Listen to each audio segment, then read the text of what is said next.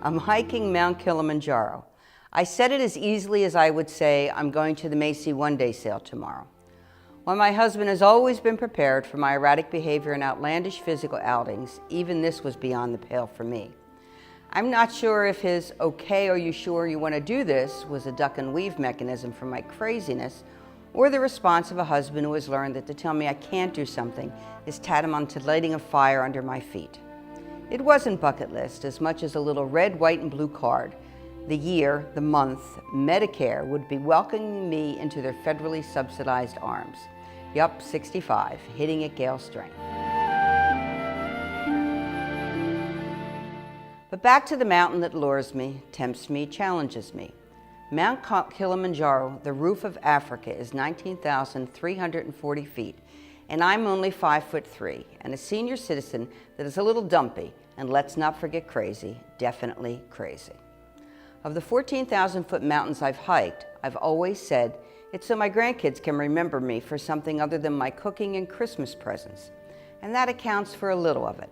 So Josh, Gabe, Jensen, Logan, Breck, and Tyson, this mountain's for you.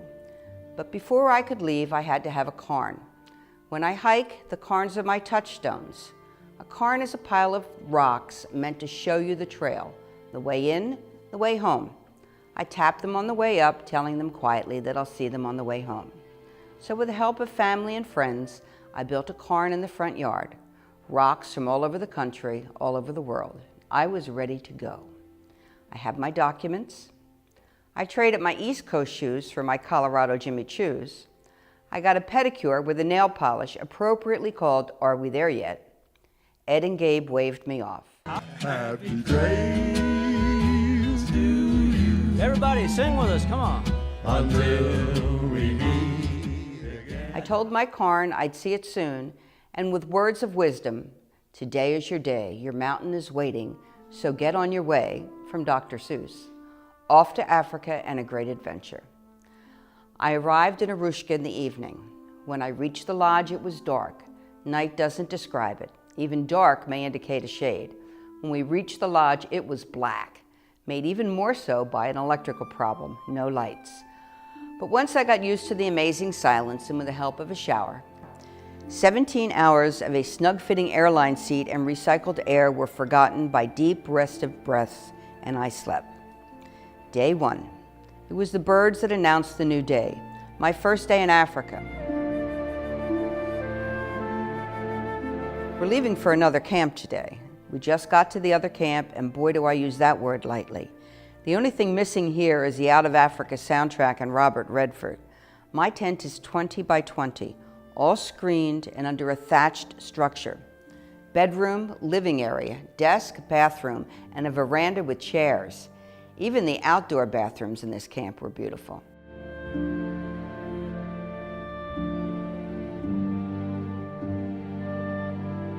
We're on a walkabout this afternoon. Monkeys abound, zebra are like deer in New Jersey.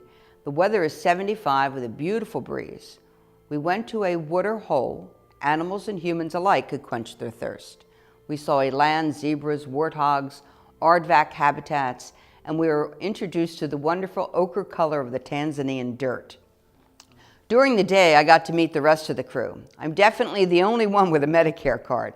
The t-shirts they wore were intimidating. Tough Mudder, Iron Man, marathons, Everest Base Camp. I wish I had worn them that would indicate my strength. It would have said Couch Potato Winner, Senior Division. Since 50% of the trekkers actually make it to the summit, there was some sizing up being done. We meet our guides. Lunch is set up for us. Thompson Safaris. Check out the tablecloths, hand washing at lunch. While the village that it took us to get to the top of the mountain packed up our gear, we were off to the rainforest.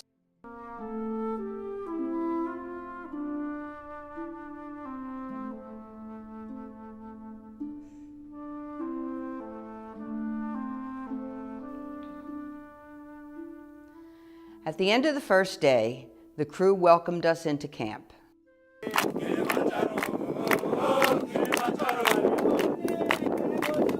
Montana ripped his pants, and my duct tape was put to work.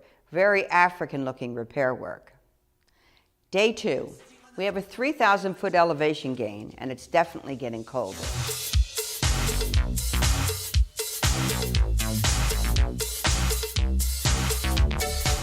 Day 4, 15,300 foot and sleeting. It seems strange to be looking down on the clouds. We hike lower tomorrow and hit the Barranco Wall.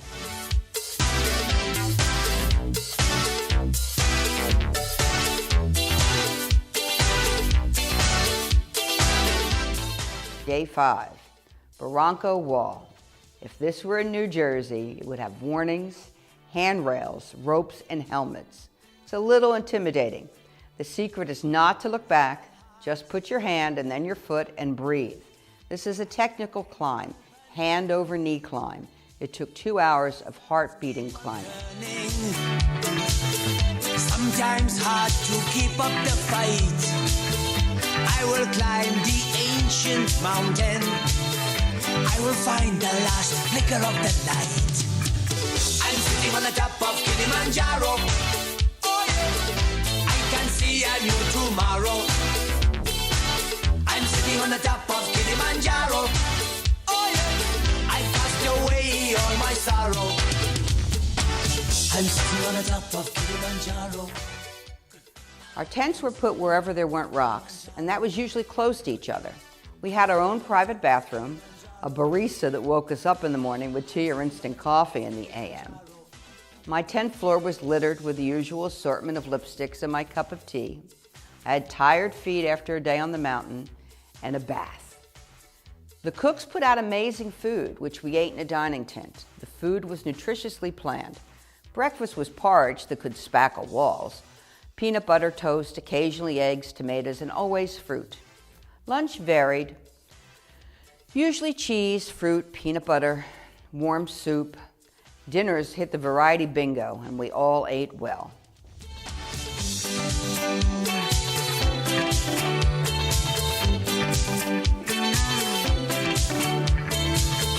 What a strange, strange freedom.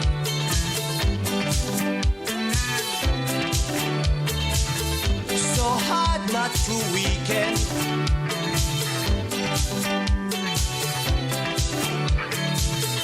I will climb the ancient mountain. I will find the last flicker of the light. It was no sleep from here on. The rest of the rainy season means colder conditions above 15,000 foot. We hit the camp before the summit, the biggest camp we've been to. About 100 hikers and 400 support personnel.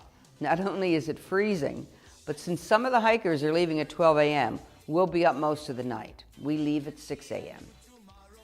Tomorrow's the day. I was very surprised at dinner tonight. I got in the tent last, and everyone was so quiet. I was pumped. This was it. I asked why the silence and why everyone wasn't excited. I couldn't wait. Our guide explained that this was the night of apprehension. Hikers were suddenly faced with a will I make it syndrome, and since only half of them make it, I can understand that. Well, I wasn't apprehensive, and I told the crew we would all make it, no worries.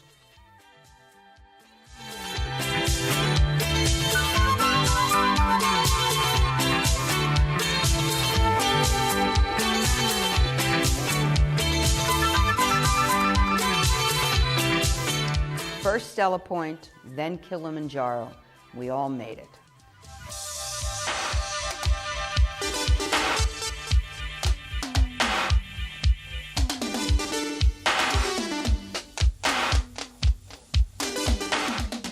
We then headed down to Glacier Camp. This is at 18,000 feet, and I highly recommend skipping this part.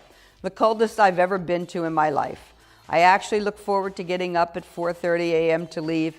It was too cold to do anything else. Pretty close to minus 20. The hike down to Glacier Camp is 1,000 foot and icy. All this to sleep next to ancient glaciers.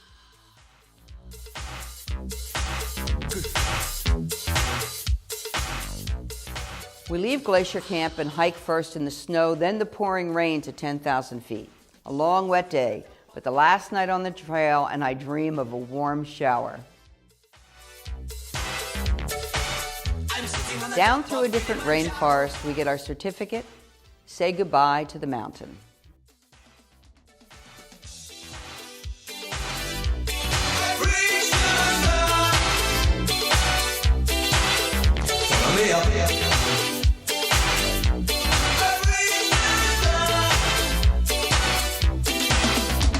me up.